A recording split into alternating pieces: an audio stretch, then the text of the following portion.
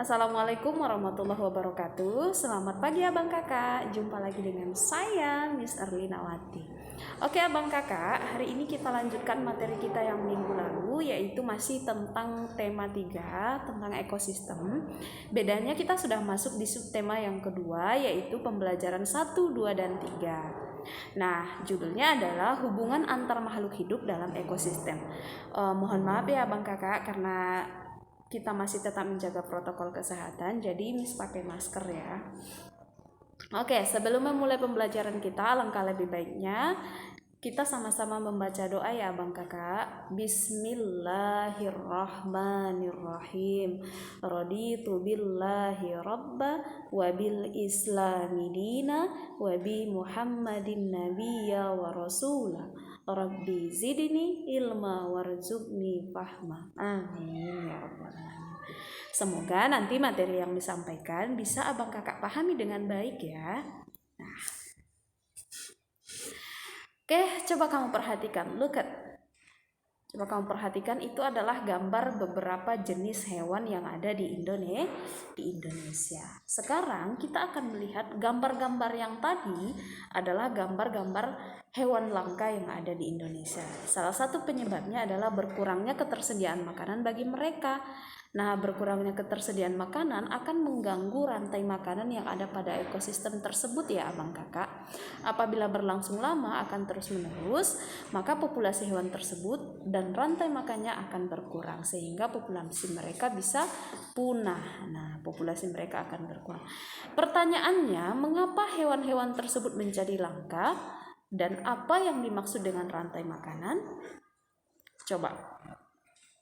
Oke, jangan lupa kamu buka buku tema 5 pembelajaran 1, 2, dan 3 pada subtema yang kedua.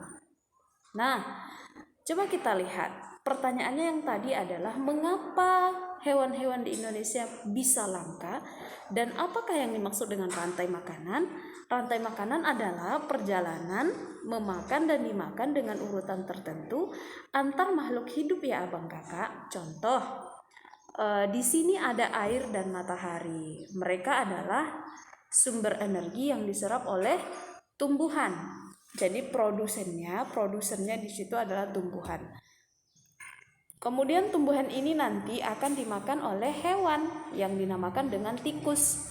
Itu adalah konsumen primer tingkat 1, konsumen pertama. Nah, tikus ini nanti akan dimakan oleh ular, di mana dia konsumen kedua. Kemudian ular ini akan dimakan oleh burung elang. Di sini mohon maaf, burungnya agak sedikit kecil ya. Jadi di sini sebenarnya burung elang. Kemudian nanti burung elang itu akan diuraikan oleh dekomposer sehingga padi bisa diganti dengan rumput ya abang kakak. Nah, coba kita lihat. Padi dimakan oleh tikus, kemudian tikus dimakan oleh ular, ular dimakan oleh burung. Burungnya di sini burung elang ya. Setelah beberapa waktu burung mati, bangkainya membusuk diuraikan oleh makhluk hidup pengurai dan bercampur dengan tanah membentuk humus. Nah, humus sangat dibutuhkan tumbuhan terutama rumput. Jadi abang kakak, rantai makanan itu satu kesatuan yang tidak bisa dipisahkan. Ya, jadi.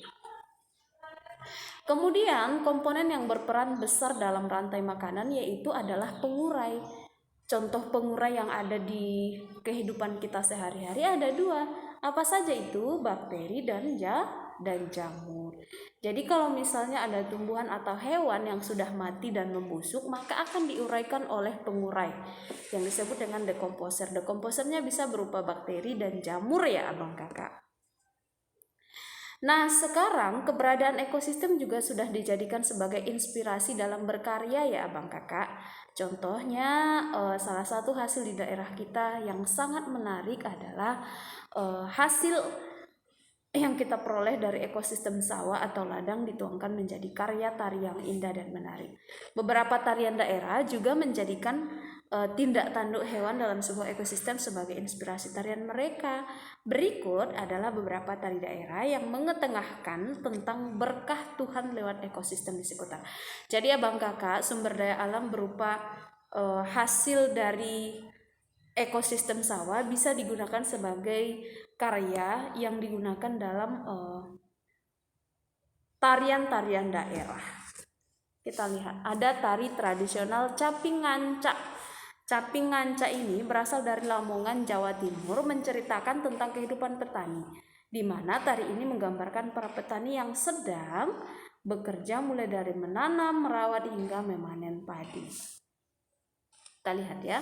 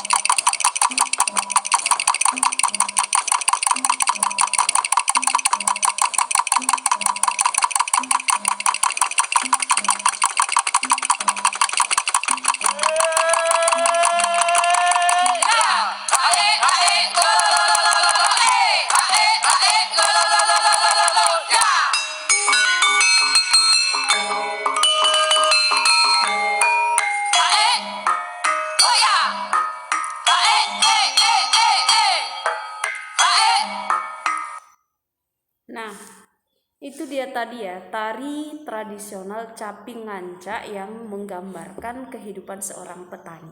Sekarang kita lihat tari tradisional Alang Babage. Alang Babage ini dari daerah Minangkabau, Sumatera Barat, yang merupakan sebuah tarian khas daerah yang menggambarkan burung elang yang melayang layang di udara.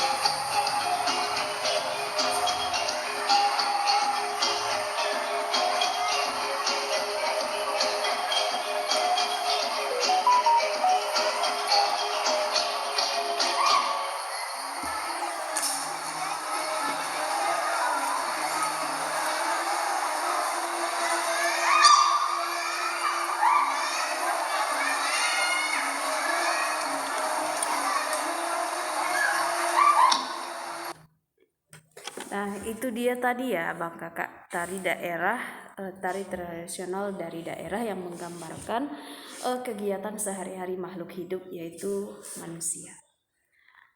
Nah, sekarang coba kita lihat.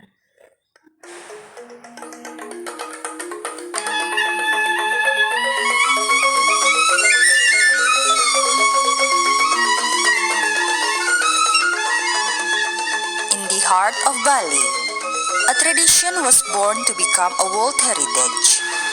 The tradition is the Subak.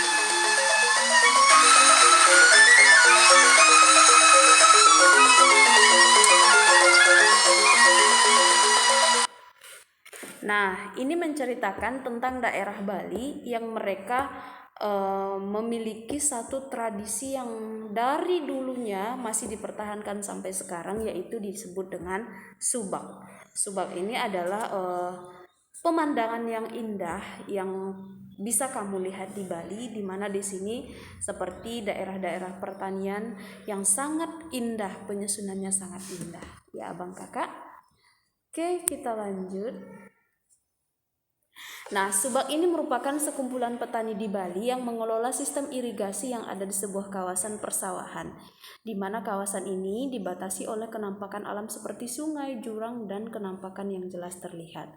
Satu kelompok subak biasa memiliki satu sumber air yang mengalir ke sebuah sungai yang melewati atau beberapa berada dekat dengan persawahannya. Para anggota kelompok subak menggunakan sistem gotong royong yang saling bantu dengan cara meminjam air, bukan utang piutang ya Abang Kakak, akan tetapi setiap anggota harus bertanggung jawab terhadap penggunaan air juga terhadap petani lain sesama anggota subak. Jadi subak ini adalah salah satu tradisi yang masih dipertahankan di daerah Bali, yang mereka bekerja sama saling bergotong royong dalam proses pengerjaan subak tersebut. Nah, sekarang kita akan melihat peristiwa proklamasi kemerdekaan Republik Indonesia. Pada saat menjelang diproklamasikan kemerdekaan Indonesia, tepatnya pada tanggal 16 Agustus 1945, terjadi penculikan terhadap dua tokoh bangsa Indonesia yang paling terkemuka, yaitu Insinyur Soekarno dan Dr. Handus Muhammad Hatta oleh para pemuda pejuang Indonesia. Kedua tokoh ini dikembalikan lagi ke Jakarta besok paginya dan diamankan. Nah, di rumah Laksmana Muda Tadashi Maeda, tentara Jepang yang bersimpati terhadap perjuangan rakyat Indonesia untuk merdeka, di rumah itulah naskah proklamasi dirumuskan oleh 3 orang pemimpin golongan tua, yaitu Insinyur Soekarno, Dr. Andus Muhammad Hatta, dan Ahmad Suborjo, MR Ahmad Suborjo. Jadi abang kakak, ketiga tokoh inilah yang sangat berperan dalam perumusan dan pembacaan naskah proklamasi. Nah, bunyi proklamasi ini adalah tulisannya kurang jelas. Jadi teks proklamasi ini dibacakan pada tanggal 17 Agustus 1945 pukul 10 WIB bertempat di Jalan Pengangsaan Timur nomor 56 Jakarta. Pada saat yang sama dikibarkan bendera merah putih sebagai bendera negara dan dinyanyikan lagu kebangsaan Indonesia yang diciptakan oleh W.R. Supratman. Ya, abang kakak. Oke, untuk hari ini mungkin itu saja video yang bisa saya sampaikan. Thanks for watching my video. Dan insya Allah untuk berikutnya akan ada lagi video-video berikutnya.